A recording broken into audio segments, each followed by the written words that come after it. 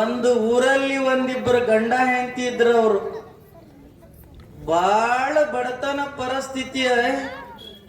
ಆ ಬಡತನ ಪರಿಸ್ಥಿತಿ ಒಳಗ ಗಂಡ ಹೆಂಡತಿ ಜೀವನವನ್ನ ನಡೆಸಿಕೊಂಡು ಸುಂದರವಾಗಿರ್ತಕ್ಕಂಥ ಅನ್ಯೋನ್ಯ ಬಾಂಧವ್ಯದ ಪ್ರೀತಿಯ ಇದು ಮಾಹಿತಿ ಗುಡುಗುಡು ಮಾಡತ್ತಿದ್ದೆ.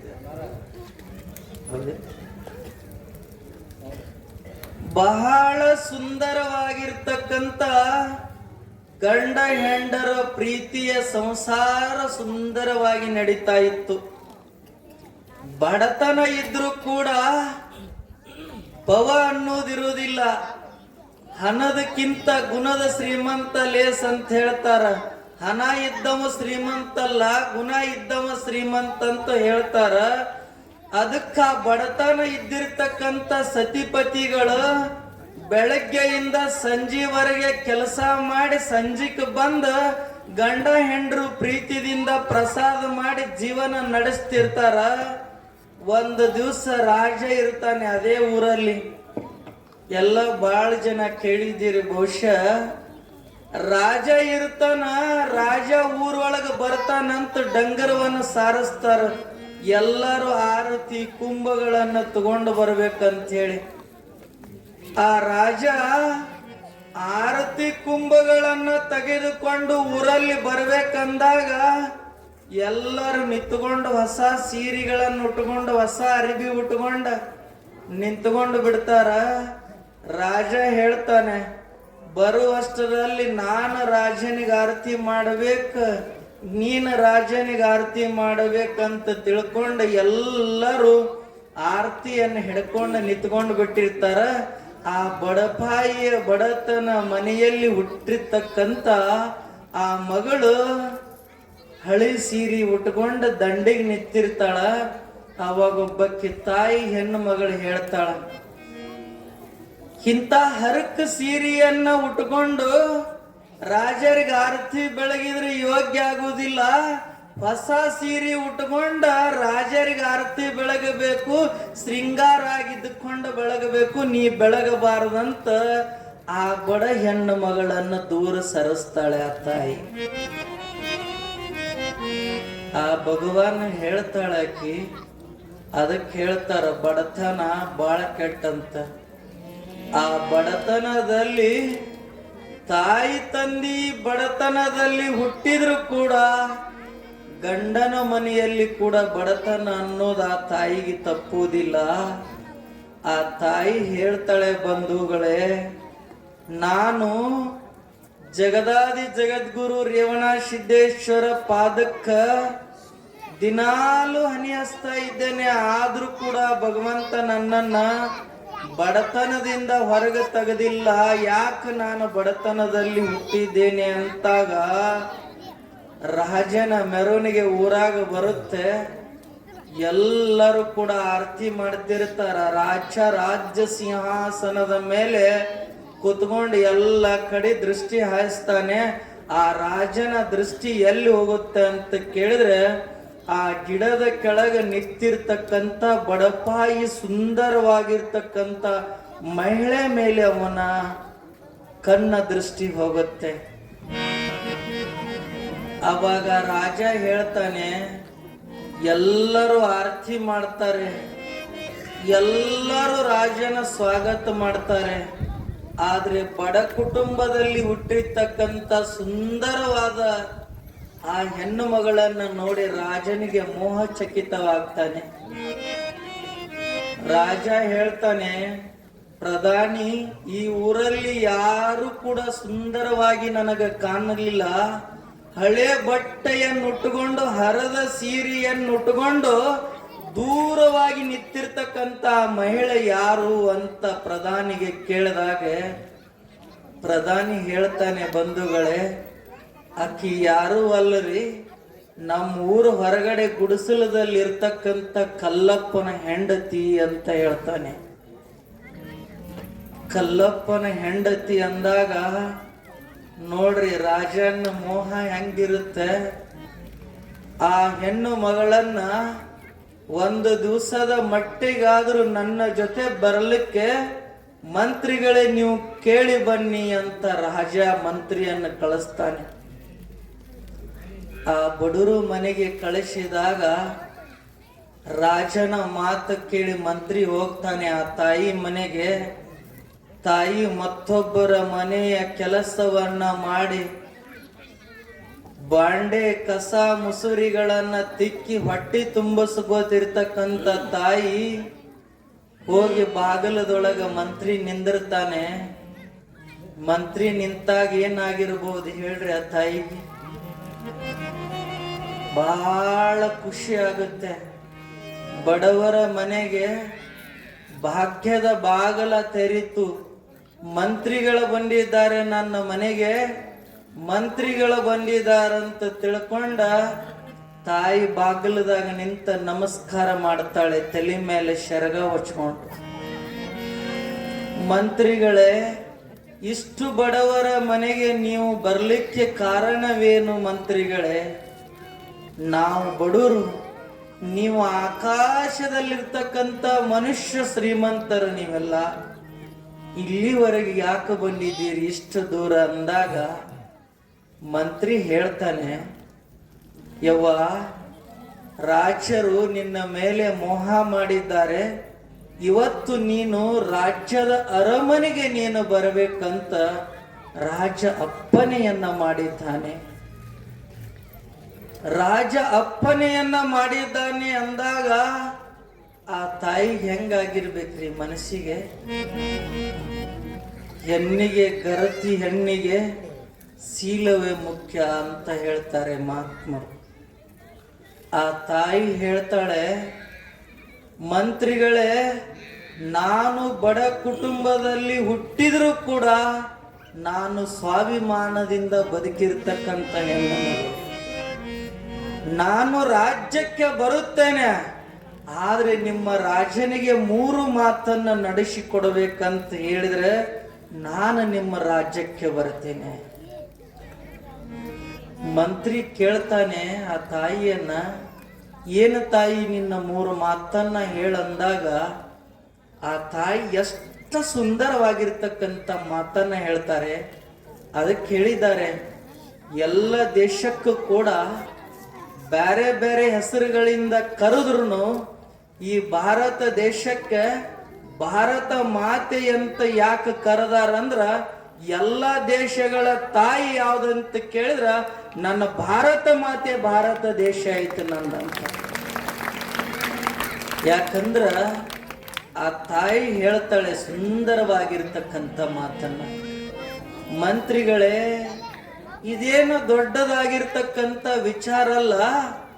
ನಿಮ್ಮ ರಾಜನಿಗೆ 3 ಮಾತನ್ನ ಹೋಗಿ ಹೇಳುವಂತವರಾಗಿರಿ ಅಂದಾಗ ಆ ತಾಯಿ ಹೇಳ್ತಾಳೆ, ಮೊದಲೇ ಮಾತು ಹೇಳ್ತಾಳೆ, ಒಂದು ಸ್ವಲ್ಪ ಲಕ್ಷ್ಯ ಕೊಟ್ಟು ಕೇಳ್ರಿ, ನೆಕ್ಸ್ಟ್ ಭರಮ ಸೂರಾವತಿ ವಿಷಯಗಳನ್ನ ತಗೊಳ್ಳೋಣ. ಇದನ್ನ ಶೀಲವಂತರಂತೂ ಎದಕ್ಕೆ ಕರಿಬೇಕು ಈ ಕಲಿಯುಗದೊಳಗೆ ನಾವೆಲ್ಲರೂ ಕೂಡ? ಅದಕ್ಕೆ ಹೇಳ್ತಾಳೆ ತಾಯಿ ಮೊದಲನೇ ಮಾತನ್ನ, ನನ್ನ ಮನೆಗೆ ರಾಜನೇ ಬರಬೇಕು ಮೊದಲನೇ ಮಾತನ್ನಂದು.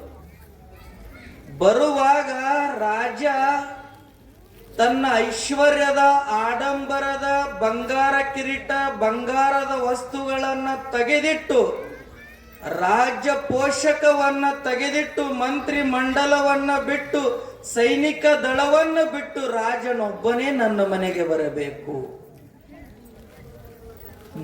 ಮೂರನೇ ಮಾತು ಹೇಳ್ತಾಳೆ ತಾಯಿ, ನಿಮ್ಮ ರಾಜನಿಗೆ ನಾನು ಏನನ್ನ ಕೊಡ್ತೀನಲ್ಲ ಅದನ್ನ ನಿಮ್ಮ ರಾಜ ಊಟ ಮಾಡಬೇಕು. ನಾನು ಏನು ಕೊಡ್ತೀನಲ್ಲ ಅದನ್ನ ನಿಮ್ಮ ರಾಜ ಊಟ ಮಾಡ್ತಿದ್ದ ಅಂತ ಕೇಳಿದ್ರ 3 ಮಾತಿಗೆ ನಿಮ್ಮ ರಾಜ ಒಪ್ಪಗೊಂಡ ಅಂದ್ರ ಬರೀ ನನ್ನ ಮನೆಗೆ. ನಿಮ್ಮ ರಾಜ 3 ಮಾತಿಗೆ ಒಪ್ಪಲಿಲ್ಲ ಅಂದ್ರ ನನ್ನ ಮನೆಗೆ ಬರಬೇಡ್ರಿ ಅಂತ ಹೇಳಿ ಕಳಿಸ್ತಾಳೆ ತಾಯಿ. ಏನಾಗಿರ್ಬೋದ್ರಿ ರಾಜಾಗ ಮಾತು ಕೇಳಿದಾಗ?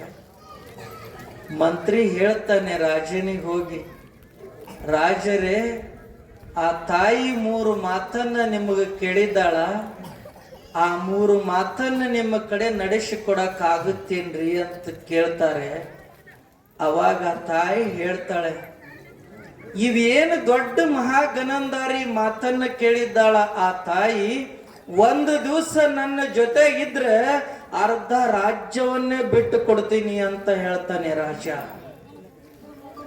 ಕಾಮ ಮದಾಂಧವಾಗಿರ್ತಕ್ಕಂಥ ಕಾಮದ ದೃಷ್ಟಿಯಲ್ಲಿ ರಾಜನ ಮನಮಂಗಲ ತೇಲ್ತಾ ಇರುವಾಗ ರಾಜ ಮರುದಿನ ಯಾವಾಗ ಉದಯವಾದಿತ್ತು, ಯಾವಾಗ ನಾನು ಆ ಬಡರ ಮನೆಗೆ ಹೋಗಿದ್ದೇನೆ ಅಂತ ತಿಳ್ಕೊಂಡ ಮರುದಿವಸ ಬೆಳಗ್ಗೆ ಎದ್ದ ತಕ್ಷಣ ಮೈ ಮೇಗಿರ್ತಕ್ಕಂಥ ರಾಜ್ಯ ಪೋಷಕ ಅಂಗಿಗಳನ್ನೆಲ್ಲ ಕಳಿತಾನೆ.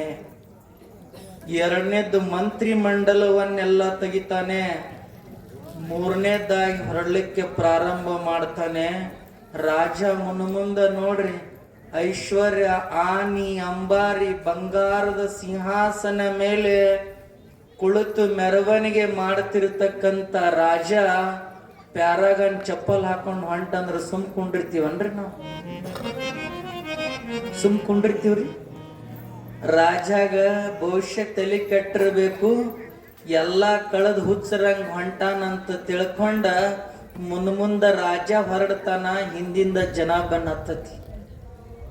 ಹೇಳಿರ್ತಾಳಕ್ಕೆ ತಾಯಿ, ನೀನು ಬರುವಾಗ ಒಬ್ಬನೇ ಬರಬೇಕು, ಯಾರನ್ನು ಕರ್ಕೊಂಡು ಬರಬಾರದಂತ ಹೇಳಿರ್ತಾಳೆ. ಹೋಗಿ ನಿಂತುಕೊತಾನ ರಾಜ. ಬಡವಾಗಿರ್ತಕ್ಕಂಥ ಕಲ್ಲಪ್ಪ ದುಡಿದು ಬಂದು ಊಟ ಮಾಡ್ಲಿಕ್ಕೆ ಪ್ರಾರಂಭ ಮಾಡ್ಬೇಕತ್ತ ಪ್ರಸಾದ ಕೂಟಕ್ಕೆ ಕೂತಿರ್ತಾನೆ. ರಾಜ ಬಂದ ಬಾಗಿಲದಾಗ ನಿಂದಿರ್ತಾನ. ಅದೊಂದು ಪದ್ಧತಿ ಐತಿ ನೋಡ್ರಿ, ಯಾರೇ ಬಂದ ತಕ್ಷಣ ಬರ್ರಿ ಸೌಕಾರ ಅಂತೀವಿ ನಾವು. ಈಗ ಅದ ಯಾರ ಸೌಕಾರ್ರಿ ಅಂತೀವಿಲ್ರಿ, ಬರ್ರಿ ಸೌಕಾರ ಅಂತ ಬಡೂರ್ ಮನೆಗೆ ಬಂದ್ರ.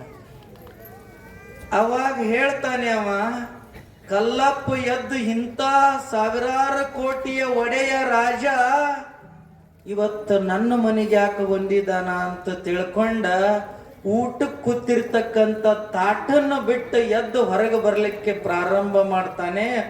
ಆ ತಾಯಿ ಹೇಳ್ತಾಳೆ, ನೀನು ಹೇಳ್ಬೇಡ, ಪ್ರಸಾದ ಮಾಡ್ರಿ. ಗಂಡನಿಗೆ ಹೇಳ್ತಾಳಕ್ಕೆ, ನಾವು ಯಾರು ಹೇಳ್ತೀವನ್ರಿ ಗಂಡು ಮಕ್ಕಳಿಗೆ ಊಟ ಮಾಡ್ರಿ ಅಂತ. ನಂದು ಒಂದು ಭವಿಷ್ಯ ಪ್ರವಚನ ಹೇಳೋದೊಂದು ಪುಣ್ಯ ಅನ್ಕೊಂಡೇನಿ ನಾನೀಗ. ಇಟ್ಟೆಲ್ಲ ಜನರು ಸೇರಿರಿ ಅಂದ್ರೆ ಒಂದು ಪುಣ್ಯ ನಂದು. ಯಾಕೆ ಪುಣ್ಯ ಅಂದ್ರೆ ಅಪ್ಪಗಳೊಟ್ಟು ಎಲ್ಲ ಧಾರಾವಾಹಿ, ಅಪ್ಪಗಳೊಟ್ಟರು ಎಲ್ಲ ದಾರುದ ಅಂಗಡಿಯಾಗ, ಅವ್ವಗಳೊಟ್ಟರು ಎಲ್ಲ ಧಾರಾವಾಹಿಯಾಗ, ಯಂಗ್ ಸ್ಟಾರ್ಗೆಲ್ಲ IPL ಕ್ರಿಕೆಟ್ದಾಗ ಇದಿರಿ, ಅದನ್ನೊಟ್ಟು ಬಿಟ್ಟು ಇಲ್ಲಿ ಬಂದಿರಿ ಅಂದ್ರೆ ಒಂದು ಪುಣ್ಯ ಇದು. ಹೌದಿಲ್ರಿ? ನೋಡ್ರಿ ಎಷ್ಟು ಚಂದ ಇರ್ತದೆ. ಅಪ್ಪಗಳು ದಾರುದ ಅಂಗಡಿಯಾಗ, ಅವ್ವಗಳು ಧಾರಾವಾಹಿಯಾಗ, ಮಕ್ಕಳು IPL ಕ್ರಿಕೆಟ್ದಾಗ, ನೀವು ಪ್ರವಚನದಾಗ. ಹೌದಿ?